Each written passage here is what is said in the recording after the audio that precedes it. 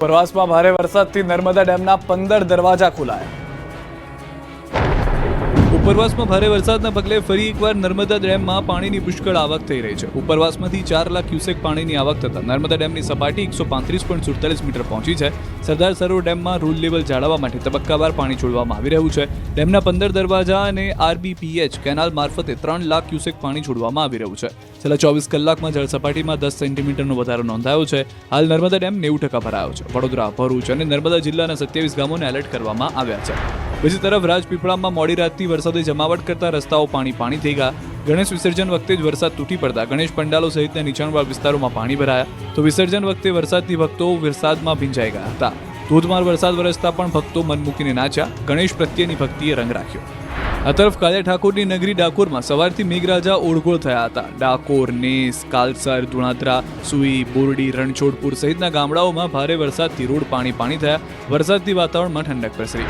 પંચમહાલ જિલ્લામાં મેઘરાજાએ વીજળીના કડાકા ભડાકા સાથે આગમન કર્યું। આજે વહેલી સવારથી ઘોગંબાના પૂર્વ વિસ્તારમાં વરસાદી માહોલ જોવા મળ્યો છે।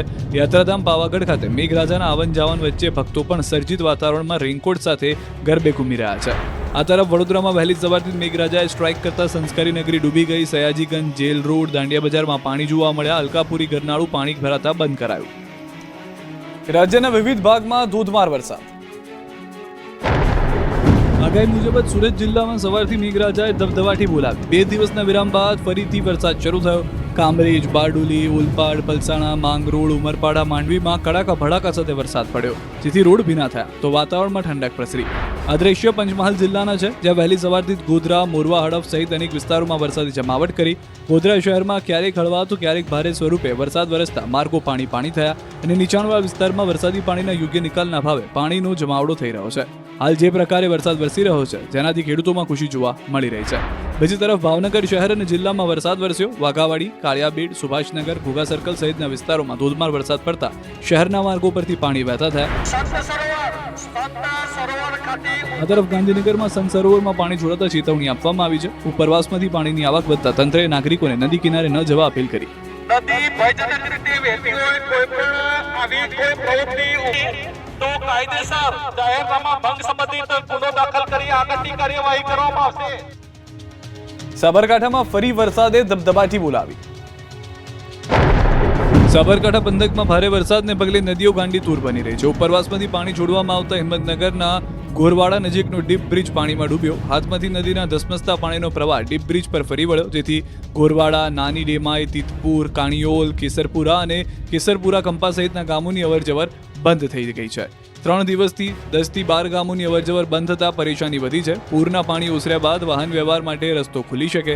બીજી તરફ સાબરકાંઠાના વડાલી, પ્રાંતિજ, ઈડર, તલોદ, ખેડબ્રહ્મા, પોશીનામાં પણ સવારથી મેઘરાજાએ ધબધબાટી બોલાવી હતી, જેના પગલે નીચાણવાળા વિસ્તારોમાં પાણી ભરાયા હતા। ગુજરાતમાં વરસાદથી 3 ડેમ છલકાયા।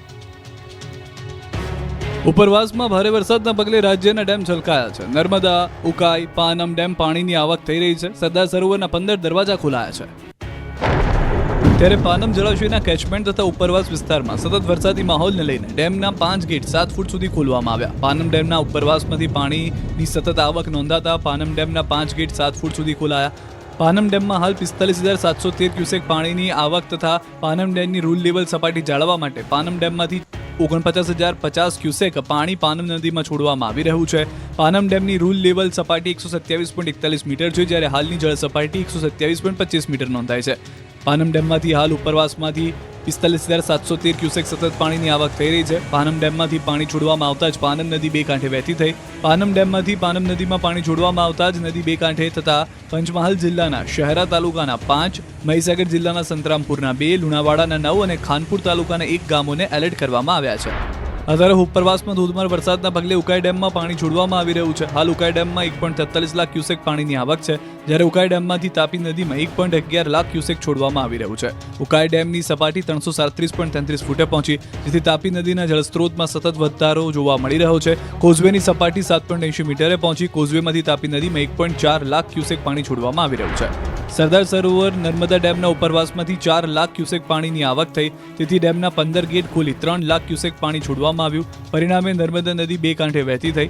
એકતાનગર નજીકનો ગોરાઘાટ પાણીમાં ગરકાવ થયો. ત્યાં રોજ કરવામાં આવતી નર્મદા આરતી હાલ બંધ રાખવામાં આવી છે. લેઝર શો અને ફુવારો પણ સ્થગિત કરાયો છે. જોકે માં નર્મદાનું આ રુદ્ર સ્વરૂપ પ્રવાસીઓ માટે આકર્ષણનું કેન્દ્ર બની રહ્યું છે.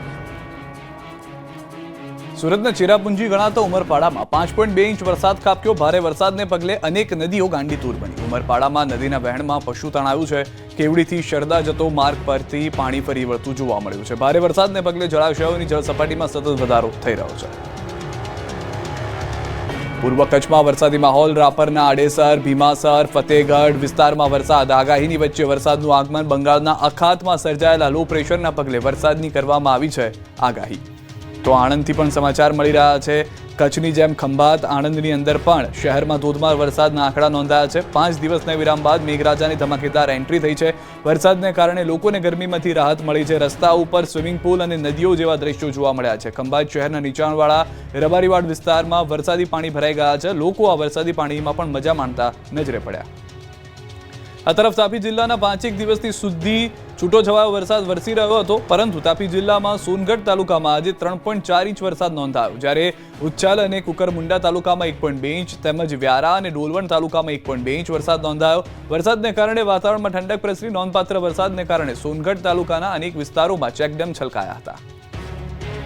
આ તરફ બનાસકાંઠા જિલ્લાના સરહદીય સુઈગામ પંથકમાં ભારે પવન સાથે ધોધમાર વરસાદ. ભારે પવન અને વાવાઝોડાના પગલે જનજીવન પ્રભાવિત થયું. સુઈગામ ખાતે આવેલો શક્તિ માતાજીનો પ્રવેશ દ્વાર ભારે પવનને કારણે થયો ધરાશાયી. સદનસીબે મોટી જાનહાનિ ટળી હતી. છોટાઉદેપુર જિલ્લામાં પણ વરસાદી માહોલ છે. હવામાન ખાતાની આગાહી પ્રમાણે છોટાઉદેપુર જિલ્લામાં વરસાદ વરસ્યો હતો. કેટલીક જગ્યાએ ધીમી ધારે તો કેટલીક જગ્યાએ વરસી રહ્યો છે ધોધમાર વરસાદ. બોડેલી, જબુગામ, સૂર્યાઘોડા, મોડાસર સહિતના ગામોમાં વરસાદ વરસ્યો છે. તો મધ્ય ગુજરાત તરફ નજર કરીએ તો વડોદરા શહેરમાં પણ ધોધમાર વરસાદ વરસી રહ્યો છે. વરસાદ વરસતા ઠેર ઠેર પાણી ભરાવાનું શરૂ થઈ ગયું છે. સયાજીગંજ રેલવે સ્ટેશન નજીક વરસાદી પાણી ભરાયા. દાંડિયા બજાર, 4 દરવાજા વિસ્તારમાં પણ પાણી ભરાવાની શરૂઆત થઈ ગઈ છે. શહેરની સાથે સાથે ગ્રામ્ય પંથકમાં પણ વરસાદ વરસી રહ્યો છે. તો મધ્ય ગુજરાતમાં જે પ્રમાણેની અસર હતી તે જોવા મળી રહી છે.